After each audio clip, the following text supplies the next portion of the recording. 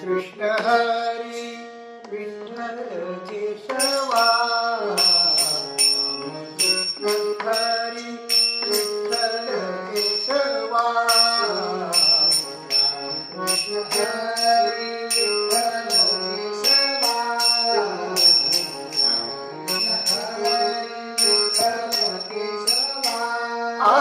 राम कृष्ण हरी विठ्ठल केशवा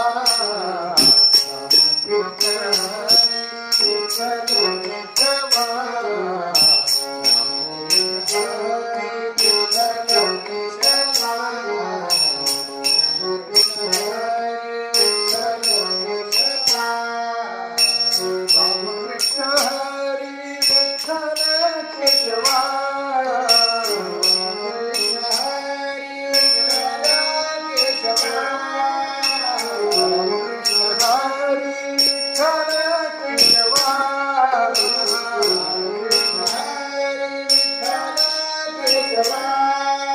राम कृष्ण हरी विठ्ठल केशवा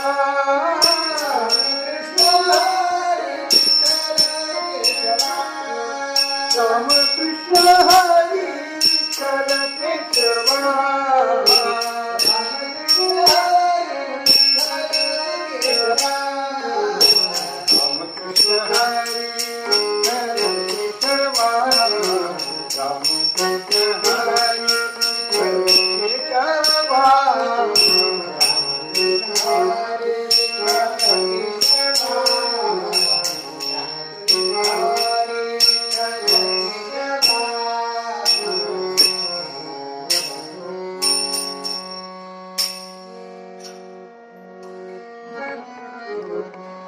मोक्षाते अमासी नाही अवघड मोक्षाचे अमासी नाही अवघड मोक्षाचे अमासी नाही अवघड मोक्षाचे अमासी नाही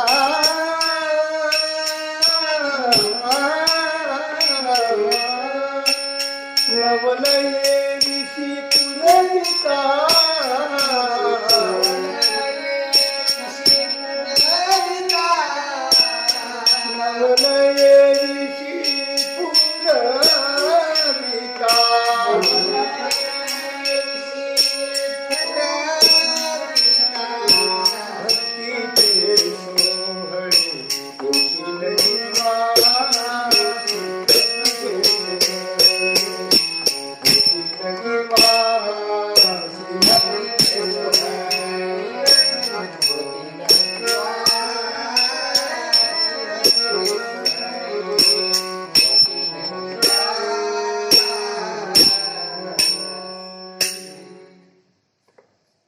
सेवेलागी सेवक झालो, तुमच्या लागलो निज चरणा. अहो स्वामी तुकया देवा, यावरी न करावा अभेर. सहज लिळे उदकी वया, तुम्ही रक्षिल्या निज सत्ते. अहो स्वामी तुकया देवा, यावरी न करावा अभेर. निळा म्हणे धराल हाती, तरी द्याल मती निरुपमा. अहो स्वामी तुकया देवा, यावरी न करावा अभेर. मोक्षाचे आम्हासी नाही अवघड, मोक्षाचे आम्हासी नाही अवघड, तो असे उघड गाठोळीस. भक्तीचे सोहळे होतील जीवासी, भक्तीचे सोहळे होतील जीवासी, नवल ते विशी पुरविता. ज्याचे त्याशी देणे कोणते उचित, ज्याचे त्याची देणे कोणते उचित. मानुलिया हित घेतो सुखे, भक्तीचे सोहळे होतील जीवासी, नवलय विशी पुरविता. तुका म्हणे सुखे देई संसार, तुका म्हणे सुखे देई संसार, आवडीशी ठार करी माझे. भक्तीचे सोहळे होतील जीवासी, नवल ते विषयी पुरविता. जगद्गुरु संत श्री तुकाराम महाराजांच्या अभंगगाथेतील क्रमाने आलेला 951 क्रमांकाचा हा अभंग असून, या अभंगात तुकाराम महाराजांनी अशक्यातला अशक्य आणि अवघडातल्या अवघड असलेल्या मोक्षाबद्दल, तो आम्हाला सहज प्राप्त होतो आहे अशा प्रकारचा दावा केला. अलौकिक गोष्ट आहे, अलौकिक गोष्ट आहे. मोक्षाचा आम्हाला काही अवघड नाही, तो सहज आमच्या गाठोळीला आहे. सरळ अर्थ, सरळ अर्थ. मोक्ष खरंच सोपा आहे एवढा? मोक्ष सोपा नाही. नवे ब्रह्मज्ञान लेकुराच्या गोष्टी, ब्रह्मज्ञान जरी कळे उठवली तरी काही कुठी वेदशास्त्रे, असे अनेक प्रमाण आहेत. शास्त्रातले आहेत, संतांचे आहेत, आणि आपण पाहतो. मोक्ष अवघड नाही, तर सोपा आहे सगळ्यांना? सोपा नाही, अवघड आहे. मी म्हणेन अवघड पण नाही.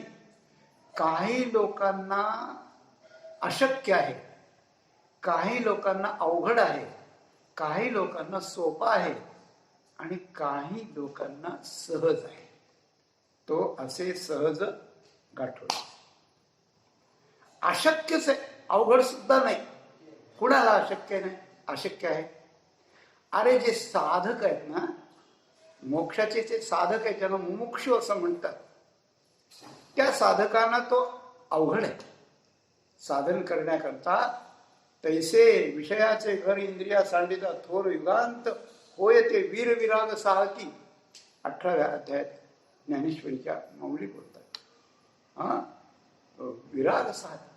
काळा पडून बाळ पडून नेलं तर काय होतं त्या आईला? इतकं दुःख होतं. सोपं आहे का ते? अवघड. साधकांना अवघड आहे. पण अशक्य कोणाला आहे?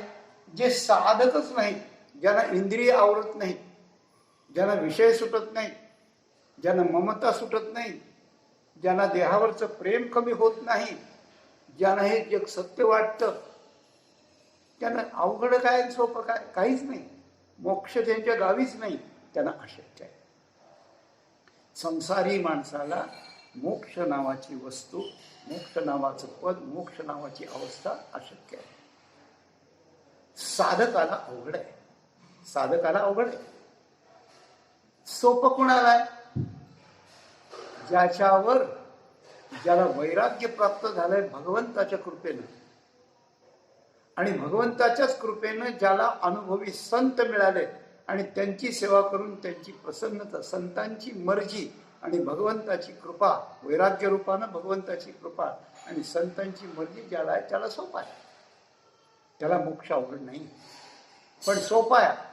सहज अजून त्याच्या पुढे, सहज मोक्ष त्याच्या पुढे. तर पहिल्यांदा अशक्य संसारी लोकांना, नंतर अवघड साधक मुमुक्षूंना, स्वतःच्या बलानं आणि मोक्ष साधना करणाऱ्या मुमुक्षूला अवघड आहे. गुरुकृपा आणि ईश्वर कृपा प्राप्त असलेल्याला सोपा आहे. आणि ज्यांना गुरुकृपा ईश्वर कृपा तर केव्हाच होऊन गेलेली आहे, पण ज्यांना ज्ञानोत्तर भक्ती करण्याची आवड आहे आणि जो मोक्ष त्यांची वास पाहतो, मोक्षच ज्यांना हात जोडून उभा राहतो त्याला सहज गाठतो. 4 प्रकार करावे. तुकाराम महाराज म्हणतात काय,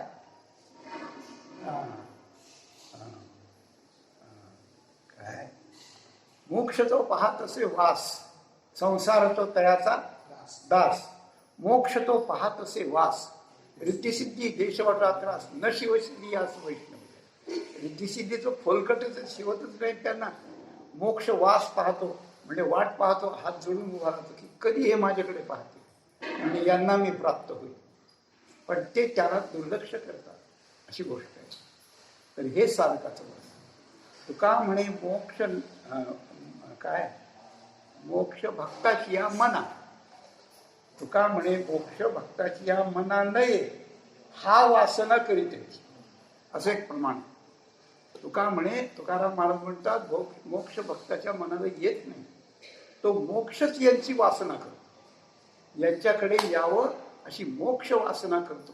संताकडे काय ऐश्वर्य असेल त्यांना तो सहज आहे. कुठं गाठोडीस, गाठोडी म्हणजे काय, गाठोडी म्हणजे छोटी गाठ, आणि गाठोडं म्हणजे गठोडं म्हणजे मोठं गठोडं.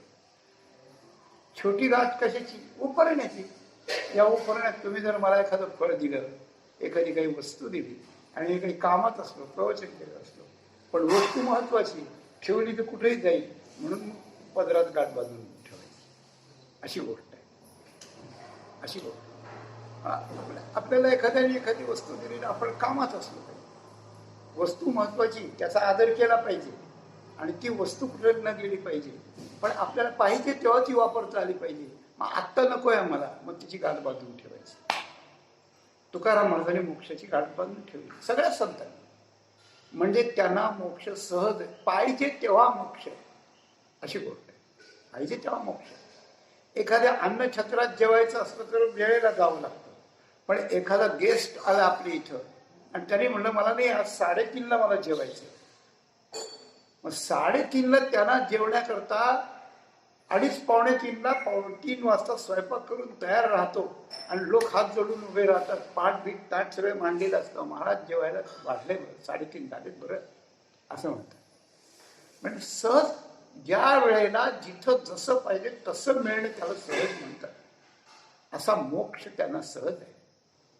या सहज मोक्षाची कथा सांगत असताना एक गोष्ट औचित्यानं लक्षात येते की आजचा जो पुण्यकाल आहे, वैशाख वद्य दशमीचा, हा पुण्यकाल आणि संत मुक्ताबाई महाराजांच्या अंतर्धानाचा किंबहुना मोक्षाचा समाधीचा काल आहे. आज मोक्ष या महाराष्ट्राच्या उत्तर भागात तापी तीरावरती आणि चालत असताना मुक्ताबाई आज अंतर्धान झाले. मुक्ताबाई कोण आहे हो? मुक्ताबाई कोण आहे? मुक्ताबाई साक्षात मोक्ष आहे बरं का. मुक्ता म्हणजे मोक्षच. मुक्त असं आहे म्हणा, बंधनाची नाही, बंधनाची नाही. या महाराष्ट्राच्या भाग्याच्या रेषा आकाशाला उल्लंघून गेल्या म्हणून या महाराष्ट्राला खूप खूप संत मिळाले. आणि त्या संतांच्या मांदी आळीची प्रथम नांदी जी गुंफली असेल या 4 संतांनी गुंफली. 4. आणि त्यांच्यात नामदेव राय म्हणून ते बाकी सगळे होते नंतर.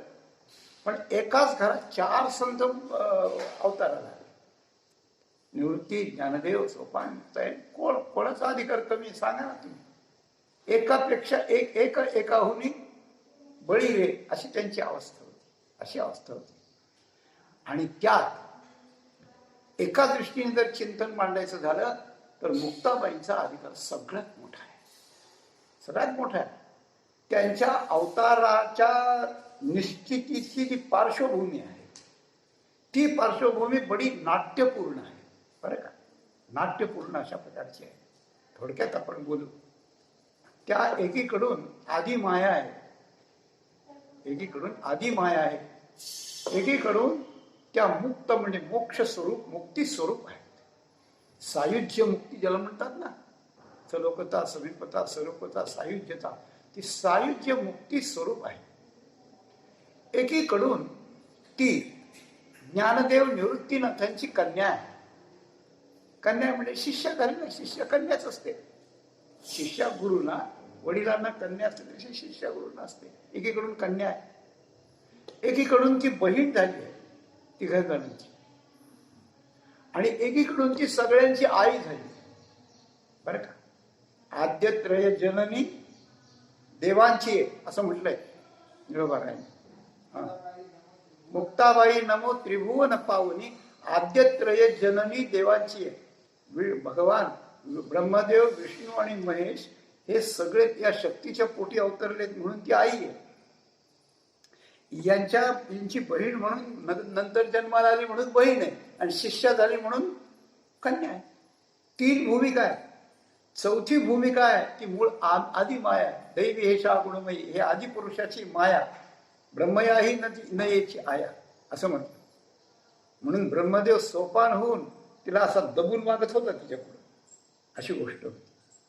तर एकीकडून आदी माया आहे, एकीकडून बहीण, माता, मुलगी हे 3 नाते, आणि इतक्यापासून ती मुख्य ओरिजिनल सायुज्यता मुक्ती आहे. सायुज्यता ज्या वेळेला वैकुंठात सगळ्या देवभक्तांची मीटिंग भरली आणि अवतार घ्यायचे ठरले या महाराष्ट्रात, त्यावेळेला ज्ञानेश्वर रूपानं विष्णूंनी अवतार घ्यायचा ठरला. मग भगवान शंकरांनी विनंती केली. त्यांना विष्णूंनी सांगितलं की तुम्ही या माझ्या गुरु अवतारला, पण तुम्ही माझे शिष्य नाही, माझे गुरु व्हाल, मी तुमची सेवा करणार. ठीक आहे म्हणजे आता नाईलाज झाला. शंकरांना सेवा करायची ती, पण नाईलाज झाला, मोठ्यांचा ऐकावं लागलं. ब्रह्मदेवाने हट्ट केला, त्यालाही होकार दिला, बाबा चल, तू कुठे नाही येणं होत तुला तर चल आमच्या. बाळाने हट्ट घेतला. शेवटी आदी माया महाराणी आल्या आणि म्हणाल्या मला तुमच्या सोबत यायचंय. भगवान विष्णूंनी म्हणलं तू आमच्या सोबत येण्यावर आमचा सगळा खेळ खंडोबा करशील. आमचं जे कार्य आहे लोकोद्धाराचं, तू लोकांना गुंतविण्याचं काम करतेस, गुंतविण्याचं काम करतेस, आणि आम्ही सोडवायला जाणार आहे. त्या आदी माया हसली, म्हणे नाही नाही, तुम्हाला सहाय्य करायला येणार आहे, तुम्हाला प्रेरणा देण्याला येणार आहे, मी तुम्हाला शक्ती प्रदान करण्याला येणार आहे,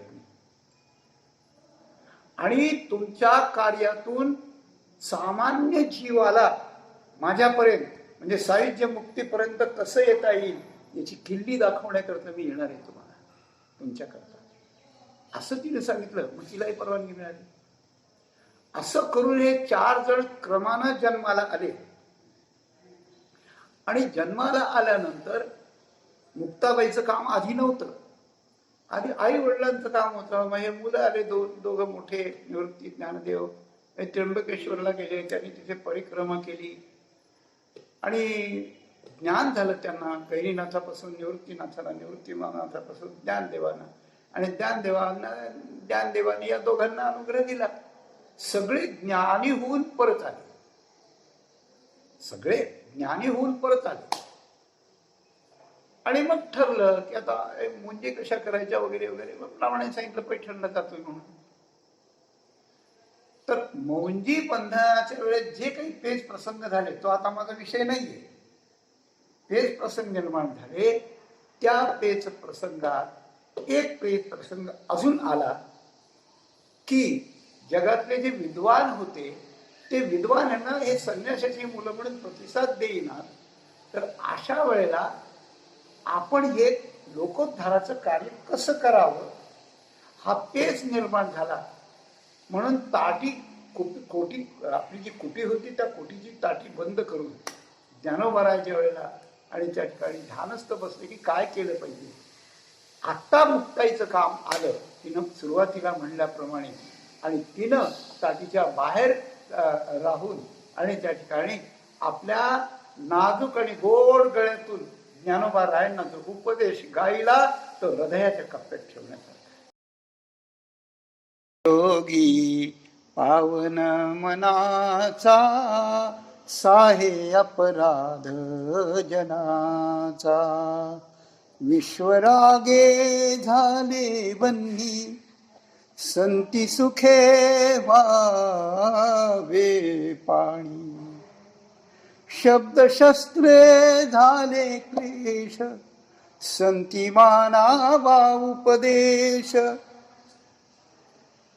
विश्वपट ब्रह्मदोरा ताटी उघडा ज्ञानेश्वरा, हृदय गंगा जळ करा ताटी उघडा ज्ञानेश्वरा. 11 अभंगाचं हे प्रकरण अत्यंत हृदयाचं पाणी पाणी करणार आहे. गोड उपदेश आहे. विषय सगळा सांगता येत नाही. आणि त्या उपदेशातून ज्ञानेश्वर माऊली आदी भावंडांना पुढे प्रेरणा मिळाली. मग ते पैठणला आले, रेडा बोलावला, ज्ञानेश्वरी लिहिली, अमृतानुभव निर्माण केला. सगळीकडे यांच्या विजयाचा डंका त्या ठिकाणी वाजला. आणि हे 4 योगी पुरुष अलौकिक कीर्ती करून आणि एक एक एक एक एक एक अशा प्रकारचे समाधीस्थ झाले. आळंदीला ज्ञानेश्वर माऊलींनी समाधी घेतली. संवत्सर म्हणजे सासवडला सोपान काकांनी घेतली. त्यानंतर चांगदेवांची समाधी झाली. आणि त्यानंतर खानदेशमध्ये त्या ठिकाणी खानदेश भागात फिरताना जाताना निवृत्तीनाथांची समाधी शेवटी झाली. पण सोपान काकांच्या आणि चांगदेवांच्या नंतर यांची झाली ती अलौकिक समाधी झाली. अलौकिक समाधी अशा प्रकारची झाली की प्रवास करत असताना गडगड वाजू लागले, ढग आले, आभाळ भरलं आणि प्रचंड विजेचा कडकडाट झाला. आणि ते विजेच्या कडकडाबरोबरच मुक्ताबाई तिनं त्या ठिकाणी नभ समाधी, गगन समाधी, आकाश समाधी अशा प्रकारची घेतली. ती अंतर्धान अशा प्रकारची झाली. ही अंतर्धान झाली अशा प्रकारची ही सायुज्य मुक्ती होती. ही आदिमाया होती. ही सगळ्या नात्याने या तिघांची, पण त्या ठिकाणी बहीण, आई, कन्या अशी होती. तिचं चरित्र अलौकिक आहे. या चरित्रात तिनं काय केलं? एकीकडे ती भगवंताची आणि संतांची दासी आहे. एकीकडे भगवंताची संतांची दासी आहे तिच्या मूळ स्वरूपात. दैवी हेषा गुणमयी मम माया दुरत्यया मामे ये प्रपद्यन्ते माया मेतान तरंती ते. भगवान या मायेच्या अधीन नाहीये, माया भगवंताच्या अधीन आहे, म्हणजे ती त्याची दासी आहे. म्हणून भगवान म्हणतात की जे माझी सेवा करतात तेच या मायेला तरून जाऊ शकतात. एरवी आपल्या मनानं ते तरून जाऊ शकत नाहीत. याचा अर्थ ती भगवंताची दासी आहे. एक संतांची आहे. तुका म्हणे काय माया तुका होय दासी लागे पाया, असं तुकाराम म्हणाल्याप्रमाणे तुका म्हणे माया होय दासी लागे पाया. संतांची दासी आहे. आता हे देव संत रूपाने अवताराला आलेत.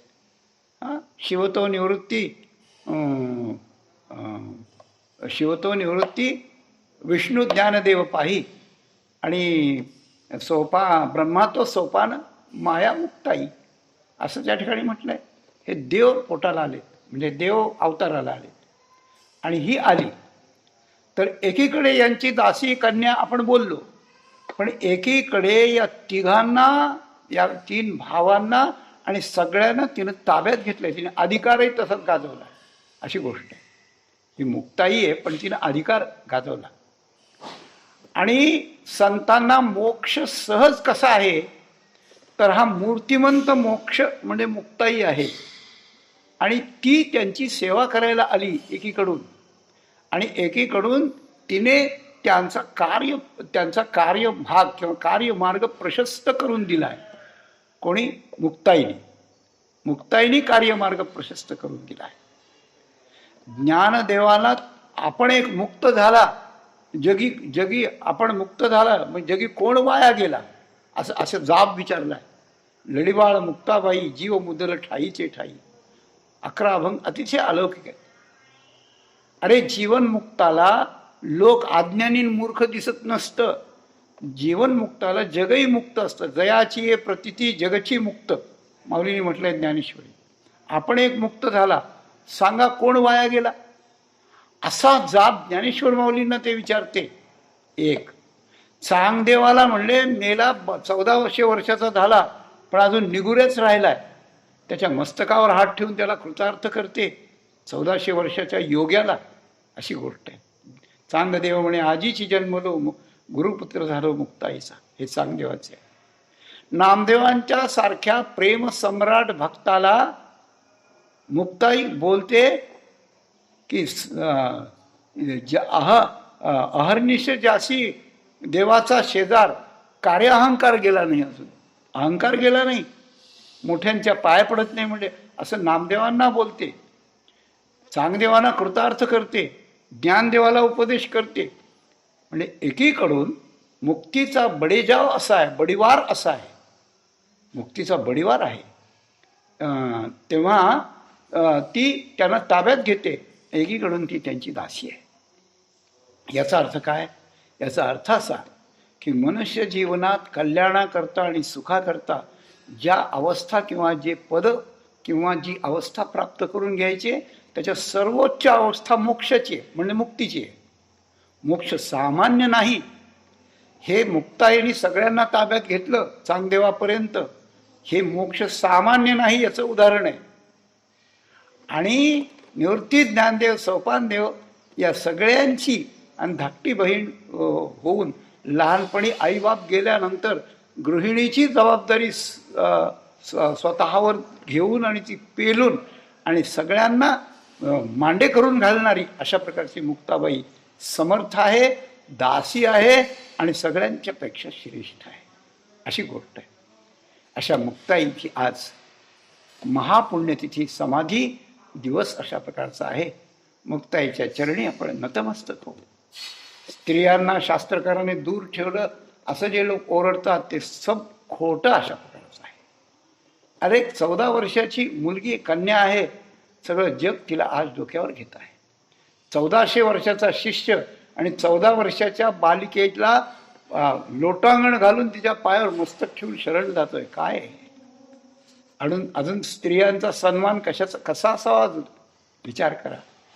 आणि अशा प्रकारची ही माया स्वरूप, भगिनी, कन्या, माता स्वरूप आणि सायुज्य मुक्ती स्वरूप असलेली जी मुक्ताई आहे, त्या मुक्ताईच्या चरणी आपण साष्टांग नतमस्तक होऊया. तर एकीकडून जगाला अकाट्य असलेला, अशक्य असलेला, अवघड असलेला मोक्ष आणि संत तुकाराम महाराजांच्या सारखे संत आहेत, माऊलींच्या सारखे संत आहेत, नामदेव महाराजांच्या सारखे संत आहेत, यांना तो अशक्य नाही, अवघड नाही, सोपा पण नाही, सहज आहे. तो असे सहज गाठोडीस. असं कसं होतं? कसं होतं असं? आपण संतांना जे खूप मोठं समजतो ना, त्याचं मूळ इंगित इथं आहे की आपल्याला जे मिळवायचं आहे जगात, ते सगळं जगात संतांच्या आधारापासून देवाकडूनही मिळवता येत नाही, पण संताकडून ते मिळवता येतं. कारण जे आपल्याला अवघड अशक्य असतं, पण जे मिळवण्याशिवाय पर्याय नसतो, अशा प्रकारचा मोक्ष आणि मुक्ती संताकडे सहज अशा प्रकारचे होतात. आणि ते मुक्ती वाटायला निघतात. हो, खिरापत वाटल्यासारखी मुक्ती वाटतात. जयाने घातली मुक्तीची गवादी, मिळविली मांदी वैष्णवाचे. ज्ञानेश्वर माऊलींचं वर्णन तुकाराम महाराजांनी केलेलं. करील ते काय नोहे महाराज, त्याला काय अशक्य आहे? गवादी घातली म्हणजे मोठा समारंभ, मोठी समाराधना घातली, खूप जेवणाची पार्टी केली मोठी, हजारो लोक जेवायला घातले, त्याला गवादी घातली म्हणतात. आणि मुक्तीची गवादी घातली. लाडू जिलबी कुणी खाऊ घालतं, तेही महत्वाचंच आहे, कुणी खाऊ घालतं, पण मुक्ती वाटे, घ्या मुक्ती, घ्या मुक्ती, घ्या मुक्ती. कोणालाही मुक्त असताना जे पुरुषार्थ सिद्धी चौथी म्हणजे मोक्ष, धर्म अर्थ काम मोक्ष, पुरुषार्थ सिद्धी चौथी घेऊन आपुल्या हाती रिगाला भक्तिपंथी जगा देत, मोक्षाचा अधिकारी काय कैवल्याचा अधिकारी, मोक्षाची सोडी बांधी करी की जळाची यापरी तळवटुकी. हे जे वर्णन आहे ते वर्णन ज्ञानेश्वर माऊली तुकाराम महाराज मुक्ती वाटायला निघाले. इतकं सहज आहे त्यांना. तुकाराम महाराज आजच्या अभंगात देवाशी चर्चा करतात. देवाला म्हणतात की देवा, जणू काही प्रसंग आपल्या पुढे ठेवतो की देव तुकाराम महाराजांच्याकडे आला आणि देवाने म्हटलं, तुकाराम महाराज केवढे मोठे तुम्ही भक्त आहेत, तुमच्या भक्तीला पाहून मी लाचावलो, मी भारावलो, मी लाजून गेलो की केवढी भक्ती करता तुम्ही, तुम्हाला काहीतरी दिलं पाहिजे. काय द्यावं तुम्हाला? तुम्हाला देण्याकरता माझ्याकडे एक सर्वोच्च वस्तू आहे आणि ती म्हणजे मुक्ती आहे, साहित्य मुक्ती. तुम्हाला मी मोक्ष देतो. तुका म्हणे कृपावंत, ऐका, तुका म्हणे कृपावंत रिद्धी सिद्धी मोक्ष देत. इच्छिले पुरवी मनोरथ रिद्धी सिद्धी मोक्ष देतो देत. शेखी संग आपुला. भगवान रिद्धी देतो. रिद्धी म्हणजे जे म्हणेल ते वाढत जातं. आपल्याला पैसा खूप येतो, अमुक खूप येतं, लोकसंग्रह खूप होतो. रिद्धी नाही घेतली तर सिद्धी देतो, जे मनात येईल ते होतं. आणि रिद्धी सिद्धी दोन्ही नाही घेतल्या तर मोक्ष देतो. मोक्ष देतो, सहज देतो, मुक्ती देतो. तुकाराम महाराजांना देव म्हणाले, मी तुम्हाला मुक्ती देतो. तुकाराम महाराजांनी सांगितलं, काय देवाला अपेक्षा होती की ते म्हणतील वा वा छान झालं, गुड, खूप चांगली गोष्ट झाली, थँक्यू देवा, मुक्ती दिली. पण नाही ना, तुकाराम महाराज ते तर आमच्याजवळ सहज आहे का, आमच्या गाठोडीला बांधलेलं आहे.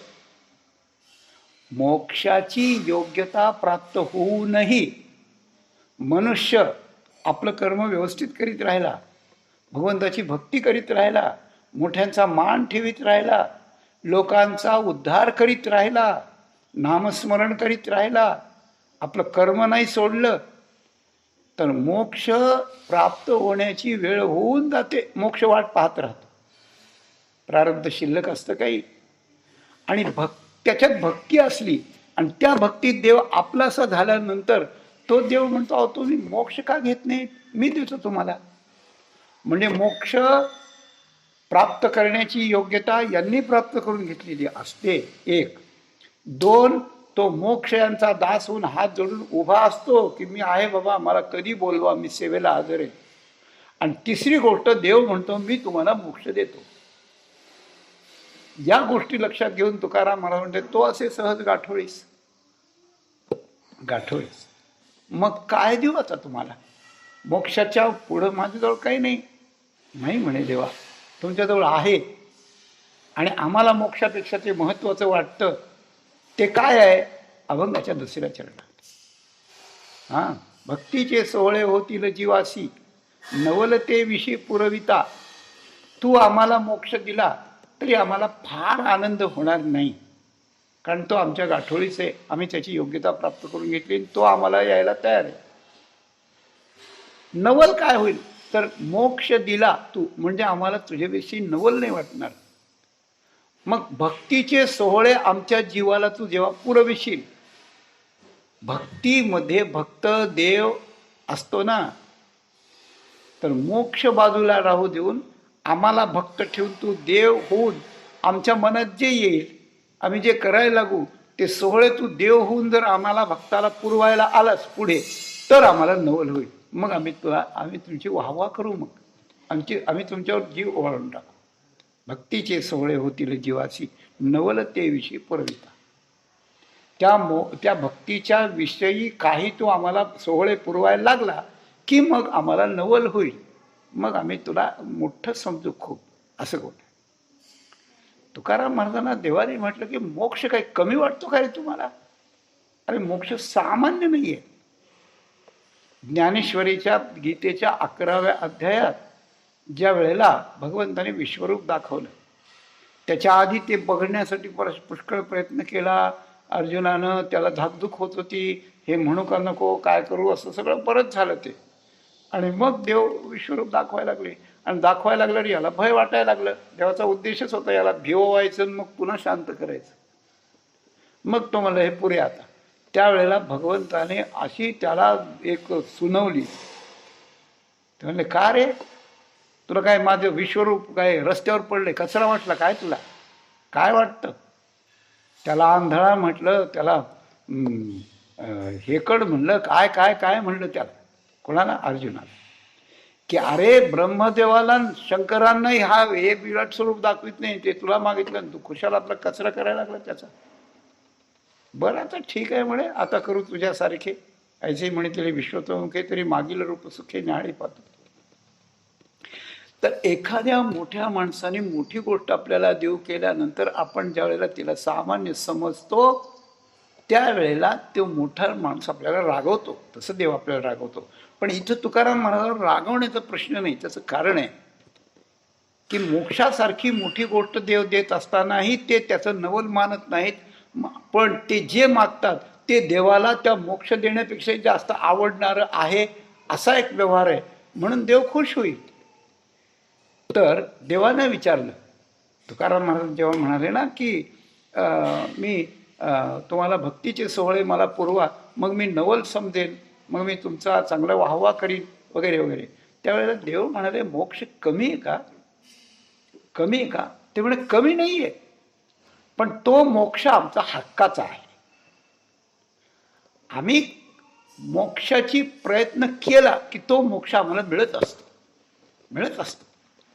आणि जे भक्तीची कास ज्यांनी घातली आहे त्यांना मोक्ष मिळवायचं, मुमुक्षुपण करणं मोक्ष मिळवणंही काही अवघड नाही.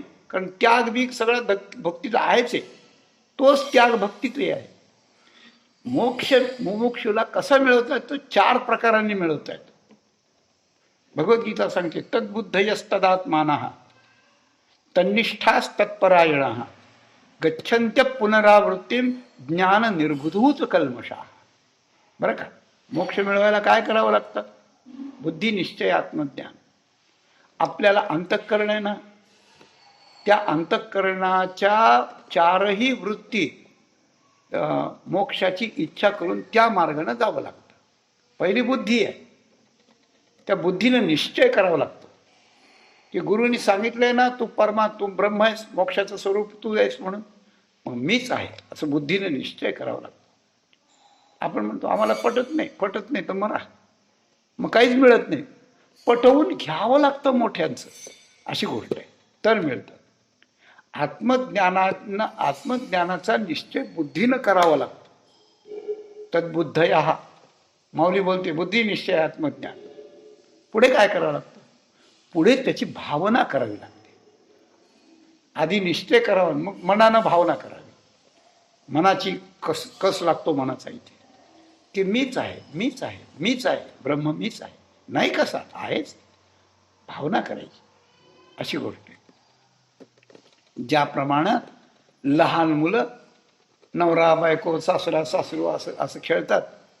मग एक मुलगा दुसऱ्या मुलाला अहो तुम्ही आज सामान आणलंच नाही असं म्हणतो.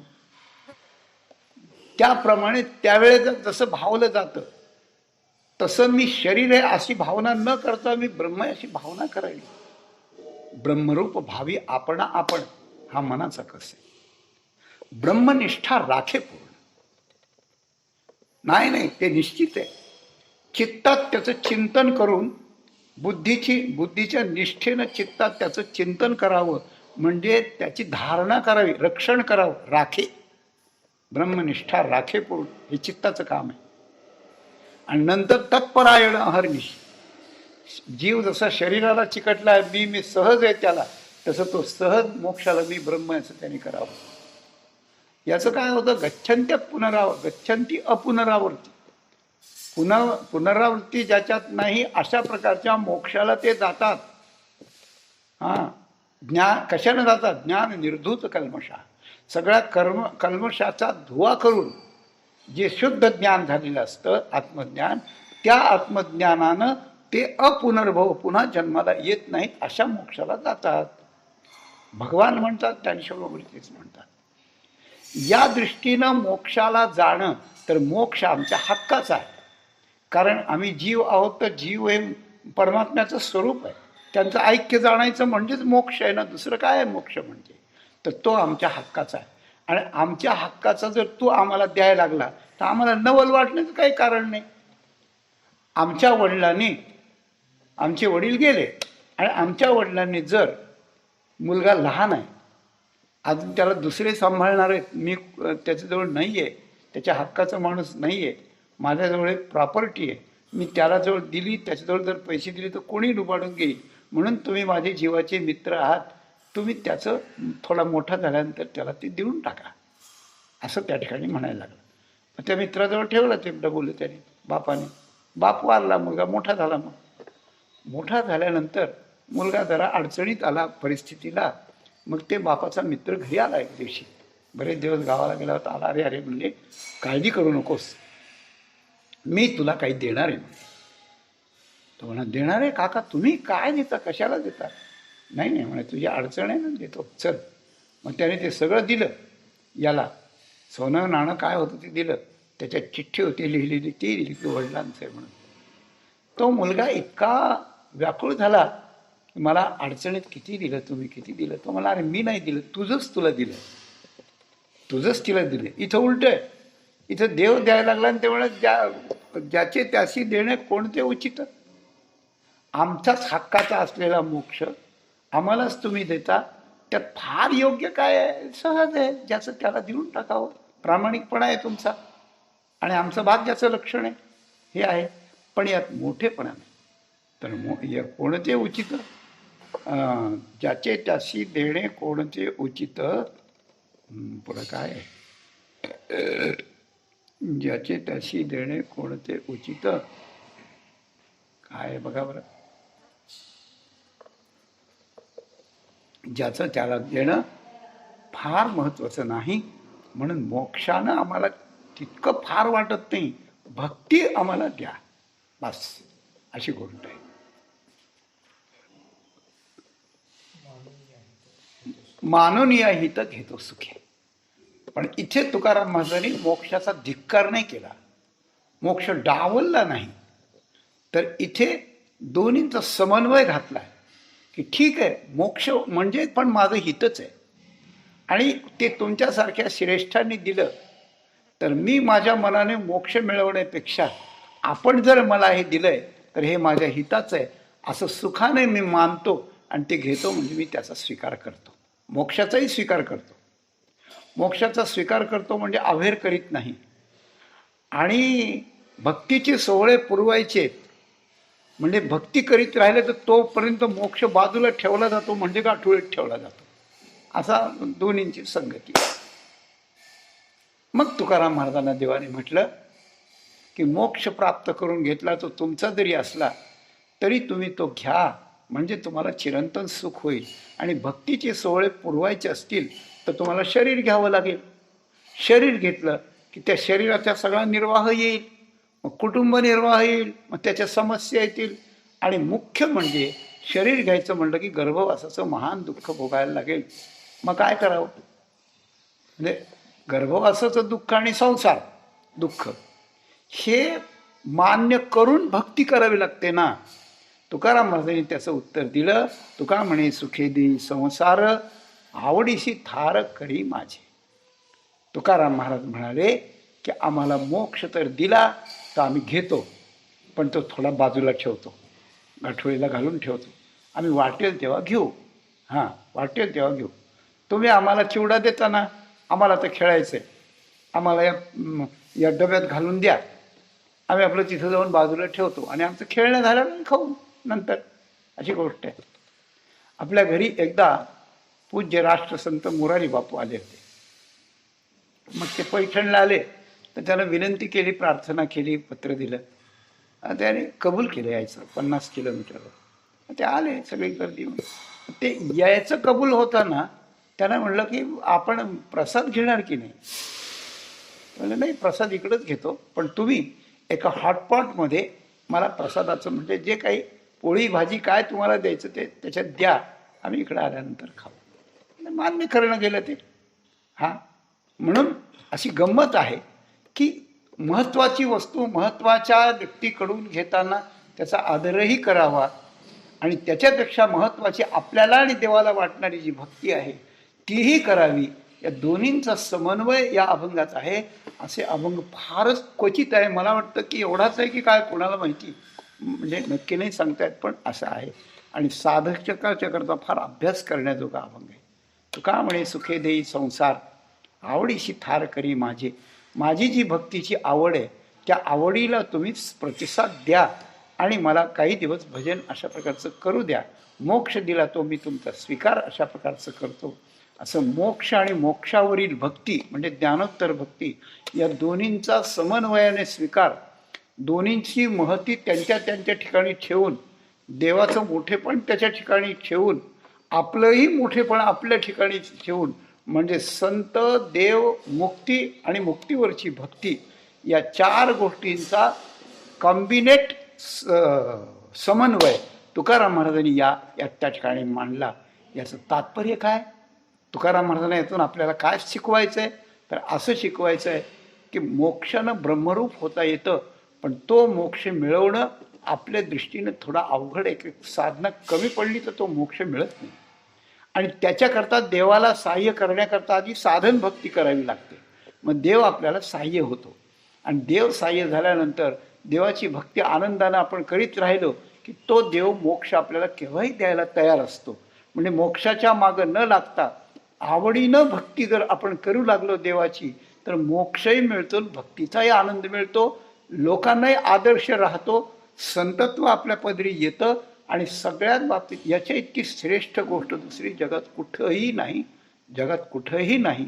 अशा प्रकारचा मोक्षाची प्राप्ती सहज करून घेऊन, भक्तीचा आनंद लुटून, देवाला अनुकूल करून घेणारे जे संत आहेत ते आपल्याला हे शिकवतात.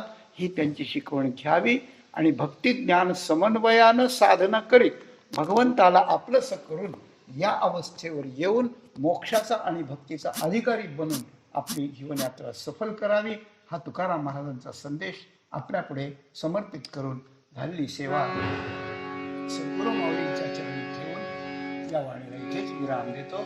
धन्यवाद.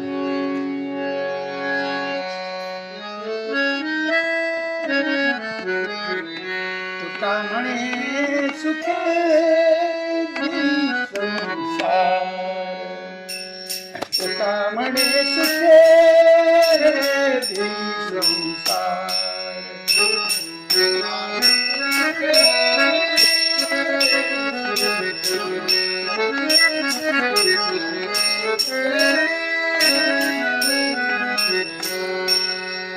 तुका म्हणे सुखे कामणे तुके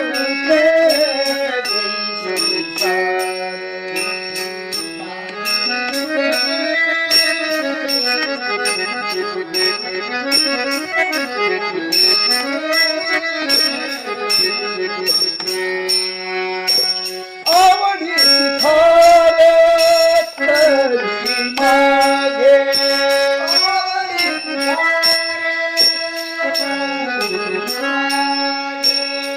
आवडी शिकार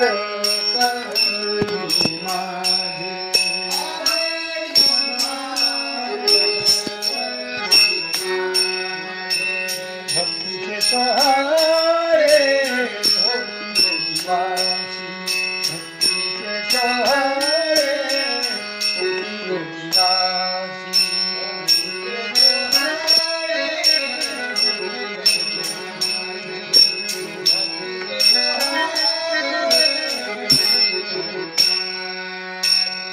नवलते विशी पुरविता,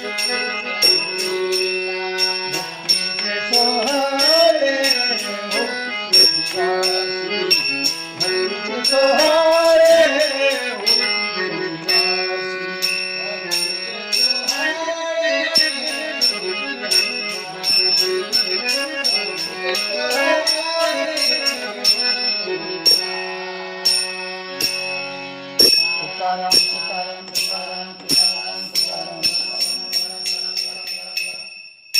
करी